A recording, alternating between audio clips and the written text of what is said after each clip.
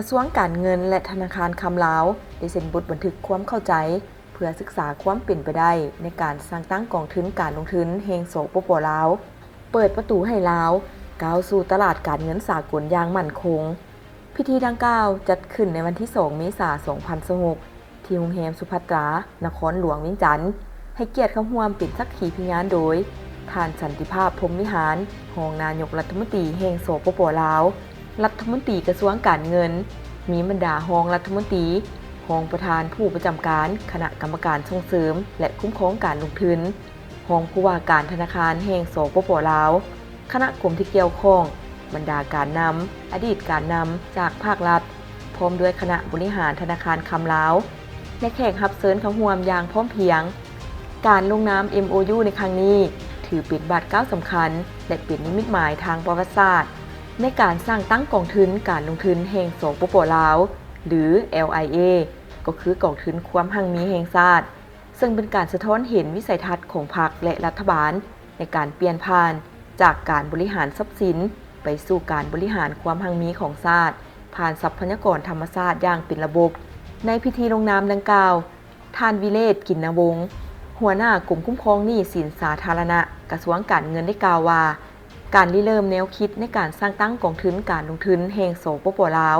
แม้นหนึ่งในบาทเก้าบุกทะลุที่แนใส่การเพิ่มมูลค่าทรัพย์สินให้กลายเป็นทุนฮอนที่เข้มแข็ง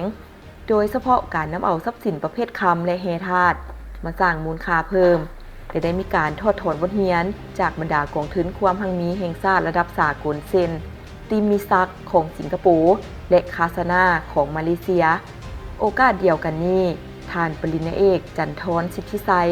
ผู้อำนวยการใหญ่ธนาคารคำลาวได้กล่าวว่าเพื่อให้กองทุนนี้ตอบโจทย์ทางด้านเสถียรภาพและการเติบโตแมนจะได้ศึกษาและออกแบบโครงสร้างเป็น2กองทุนคือ 1. กองทุนยุทธศาสตร์เสถียรภาพโดยลงทุนในทรัพย์สินที่มีความมั่นคงเช่นค้ำพันธบัตรและเงินตราต่างประเทศเพื่อรักษาเสถียรภาพค่าเงินกีบและรองรับวิกฤตการณ์ต่างๆที่จะเกิดขึ้นในอนาคตและ 2. กองทุนยุทธศาสตร์การพัฒนาโดยเน้นใจการพัฒนาอุตสาหกรรมคำและแฮธาตุยุทธศาสตร์แบบครบวงจรตั้งแต่ต้นน้ำหาปลายน้ำเพื่อสร้างมูลค่าเพิ่มภายในประเทศให้เกิดคุณค่าสูงสุดกองทุนการลงทุนแห่งสปป.ลาวมีเป้าหมายในการยกระดับการบริหารทรัพย์สินของรัฐบ่ว่าจะเป็นแห่คำแทงทุนสำรองระดับชาติหรือทรัพย์สินที่มีความสำคัญทางยุทธศาสตร์ให้มีความโปร่งใสมีประสิทธิผลและสร้างผลตอบแทนสูงสุดให้แก่รัฐบาลและประเทศชาติอีกทั้งยังถือเป็นการเปิดประตูให้สปป.ลาวก้าวเข้าสู่ตลาดการเงินสากลอย่างมั่นคงมีเสถียรภาพและน่าเชื่อถือหลายขึ้นไปเทื่อละก้าว